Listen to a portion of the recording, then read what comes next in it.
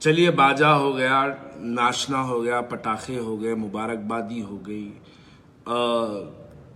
आतिशबाजी हो गई, पटाखे, सब कुछ हो गया, उसके लिए मुबारक। और मैंने थोड़ी देर पहले भी बैरिस्टर असदुद्दीन अवैसी साहब को सीमांचल की 5 सीटें जीतने पर मुबारकबादी दी है एक पोस्ट के जरिए।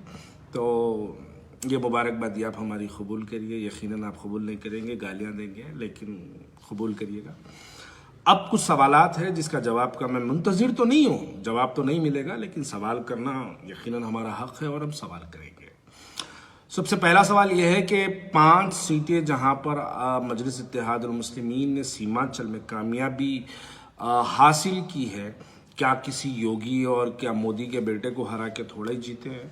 5 सिटिंग मुस्लिम एमएलए मुख्तलिफ सियासी जमातों के थे, उनको हरा के 5 नए जीते, यानी मजलिस के जीते। बस इतना ही फर्क है और कोई फर्क नहीं है। लेकिन सवाल ये है, 13 मुसलमान सिटिंग एमएलए के खिलाफ मजलिस इत्तेहादुल मुस्लिमीन ने अपने 21 कैंडिडेट्स को डाला, जहां पर 13 हार गए। 13 हार गए, एक नए 5 बन के आए। देखिए, मजलिस इत्तेहादुल मुस्लिमीन पहली बार यकीनन बिहार में जीती होंगी, लेकिन अख्तरुल ईमान पहली बार नहीं जीते।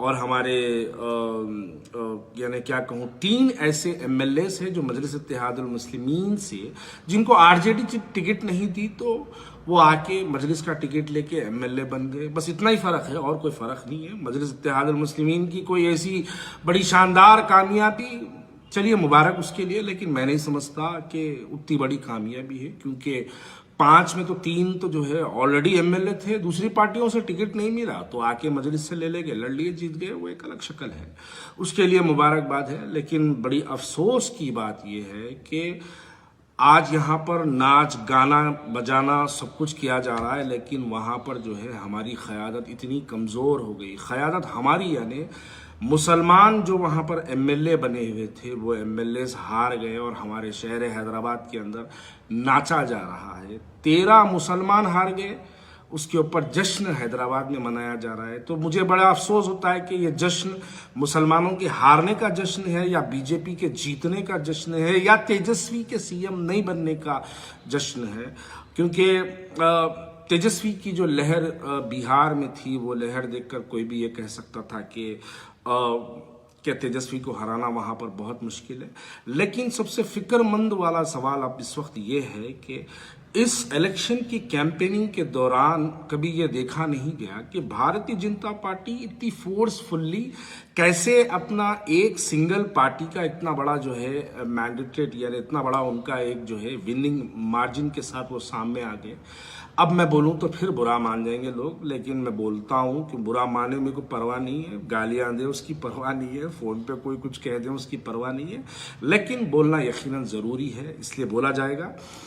अब मैं सवाल ये कहता हूं कि देखिए, बीजेपी की जिस तरीके से कैंपेनिंग बिहार में चलाई गई है, 4 करोड़ मोबाइल तक निर्मल और आदिलाबाद की वो 15 मिनट वाली तकरीर और वो 15 करोड़ वाली तकरीर व्हाट्सएपों के जरिए हमारे हिंदू भाइयों तक बीजेपी पहुंचाने में कामयाब रही। उस वजह से लॉकडाउन को भूला गया, पुलिस के जुल्म को भूला गया, 1500 किलोमीटर पैदल चलकर जो लोग बिहारी भाई हमारे वहां तक आए वो सब भुला दिया गया। लेकिन ये जो नफरत अंगेज सियासत जो वहां पर चली गई है, उसको एक और जमीनी सतह पर उसका काम जिस तरीके से हुआ है, वो देखने के बाद ये समझ में आता है कि अब बिहार में एनआरसी और सीए को रोकना ये नामुमकिनात में से है। देखिए, अब असदुद्दीन अवैसी साहब का जो एजेंडा है, उनका जो तरीक़ा है, अब मैं वो तरीक़े को एक मिसाल में कहूँ कि हवा को ये पता नहीं होता कि उसने शहर जलाया है, लेकिन चिंगारी को ये ज़रूर पता होता है कि चिंगारी को हवा ने ही शोला बनाया है।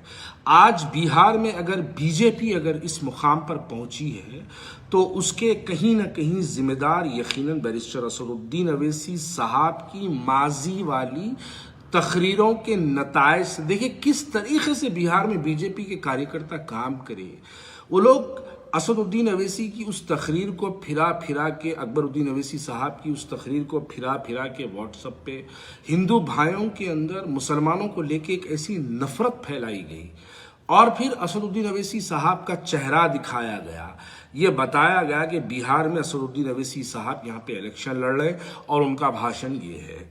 ये बता के हिंदू भाइयों में जो नरेंद्र मोदी की इकोनॉमिक क्राइसिस को भुला दिया गया, लॉकडाउन में जुल्म को भुला दिया गया, लॉकडाउन की तकलीफों को भुला दिया गया, लेकिन इस एजेंडे को फोकस कर कर बताकर एक नया जो है माहौल पैदा कर दिया गया, जिसके अंदर फिरका परस्ती को बढ़ावा दिया गया।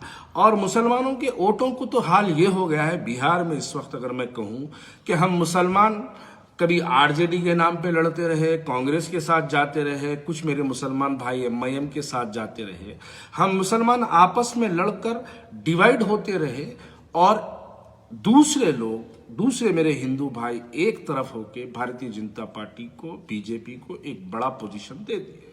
अब इसके जिम्मेदार, यकीनन मैं भी मानता हूं, इसके जिम्मेदार कहीं हम भी है, इसके जिम्मेदार कहीं आप भी है, लेकिन नफरती सियासतें जिस तरीके से घूमकर भारतीय जनता पार्टी को बढ़ावा दी है बिहार के अंदर, मैं समझता हूं कि ये बहुत बड़ा नुकसान है। इसी तरीके से उत्तर प्रदेश में भी काम किया गया था, उसी तरीके से आज बिहार में भी काम किया गया। देखिए, असदुद्दीन अवैसी साहब तो उत्तर प्रदेश में इलेक्शन लड़े, उसके बाद उत्तर प्रदेश में सीए एनआरसी पर जब 21 बच्चों के सरों और सीनों पर एनआरसी के एहतजाज पर जब गोलियां मारी गई, उनमें किसी के मकानात पर असदुद्दीन अवैसी साहब ने गया। मैं शुरू से यही बात कहता हूं कि ये लड़ाई इस वक्त 2-4 एमएलए जिताने की लड़ाई नहीं है। मैं तो एक अपनी माजी वाली तकरीर में भी बोला था कि अगर मान लो कि मजलिस इत्तेहादुल मुस्लिमीन अगर 10 एमएलए भी जीत जाती है तो कोई फर्क नहीं पड़ता। यहां पर हमको 1-2-4 एमएलए जिताने वाला मसला नहीं था। यहां दरअसल मसला ये था कि हमको बिहार के अंदर कैसी जहनियत रखने वाला चीफ मिनिस्टर बैठे, हमारी लड़ाई उस बात को लेके थी।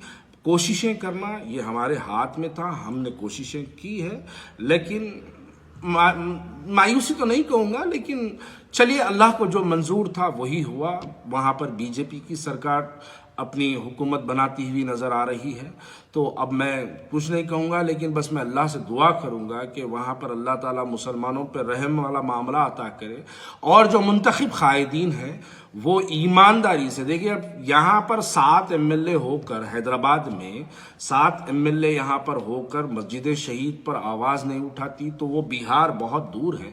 और वहाँ पर जो जीते हैं बेचारे, वो भाई तो बेचारे सिटिंग एमएलए थे जो आरजेडी से जीते, कोई कांग्रेस से जीते। जैसा कि अख्तरुल ईमान साहब की बात कहता हूँ तो पहली बार एमएलए नहीं बने, वो तो एक दौर में आरजेडी के भी एमएलए थे। हमारे जोगीहाट के जो शाहनवाज भाई जो जीते हैं, वो शाहनवाज भाई पहली बार नहीं जीते, वो तो सिटिंग एमएलए थे। तो बहरहाल मुख्तसर सी बात यह है कि मजलिस इत्तेहादुल मुस्लिमीन पहली बार बिहार में जीती है और अगर ये भाई जो जीते हैं हमारे एमएलए वो दूसरी बार जीते होंगे, शायद तीसरी बार जीते होंगे। लेकिन अफसोस की बात यहाँ पर तीसरी और सबसे आखिरी और अहम बात यह है, किशनगंज जहां पर मजलिस इत्तेहादुल मुस्लिमीन बाई इलेक्शन में वहां पर अपना एमएलए खमरुल हुदा साहब वहां से एमएलए जीते थे, तो आज वो एक ऐसी लड़ाई वाली हो गई कि सिटिंग एमएलए 6800 पे अपना सांस और अपनी दम तोड़ देता है। वहां पर उसको हराने के लिए बीजेपी के जो स्वीटी सिंह बल्कि जो बीजेपी के जो कैंडिडेट है, उसको हराने के लिए हमारा मुस्लिम कांग्रेस का भाई लड़ रहा है वहां पर। तो जो आपके सिटिंग एमएलए थे वो तो 6800 पे बेचारे जो है अपनी सांस अपना दम तोड़ दिए और वहां पर उनको हराने के लिए कांग्रेस वहां पर जो है कोशिश कर रही है और इंशाल्लाह कांग्रेस जीतेगी भी, जीत चुकी है। लेकिन उसके बाद बीजेपी थोड़ा सा जो है रिकाउंटिंग का डिमांड कर रही है। खैर, वो उनका अपना मंसूबा है, लेकिन इंशाल्लाह ताला वहां से भी कांग्रेस का मुसलमान ही जीतेगा।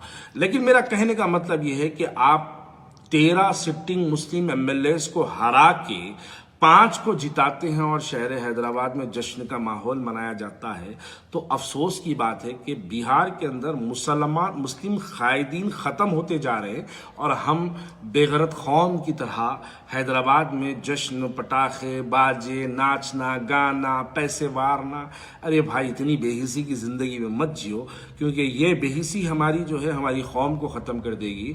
अब सीए एनआरसी का जो एजेंडा भारतीय जनता पार्टी का था, वो जो लोग जेपी नड्डा जो स्टेट प्रेसिडेंट, जो जेपी नड्डा जो बीजेपी के जो है वर्किंग प्रेसिडेंट कुछ है, तो वो सीए एनआरसी को जैसे ही बीजेपी जो की हुकूमत आएगी बिहार में, फौरी सीए एनआरसी को हम लागू करेंगे का जो बयान था, अब वो बयान पर मजलिस इत्तेहादुल मुस्लिमीन किस हद तक उसका एहतजाज करती है, उस पर ये होने वाली कार्रवाइयों पर मजलिस इत्तेहादुल मुस्लिमीन किस हद तक जो है उसमें एहतजाज में अपना हिस्सा शामिल करती है, बहुत मायने रखता है।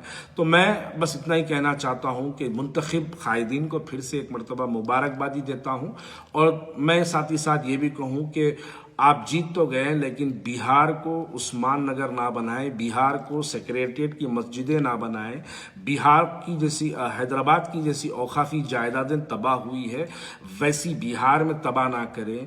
बिहार के अंदर, हैदराबाद के अंदर जैसा सीए और एनआरसी के एहतजाज पर अपनी क़यादत ने जिस तरीके से रुकावट पैदा की है, वैसे बिहार में ना करें।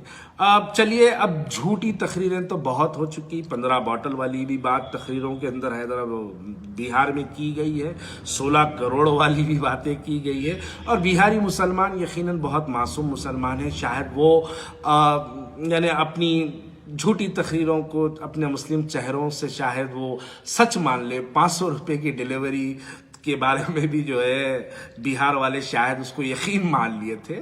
अब हक़ाइक़ भी उनको आने वाले 5 साल में पता चलेगा कि कितने झूठे वादे होते हैं और कितनी सच्ची बातें होती है। शुक्रिया।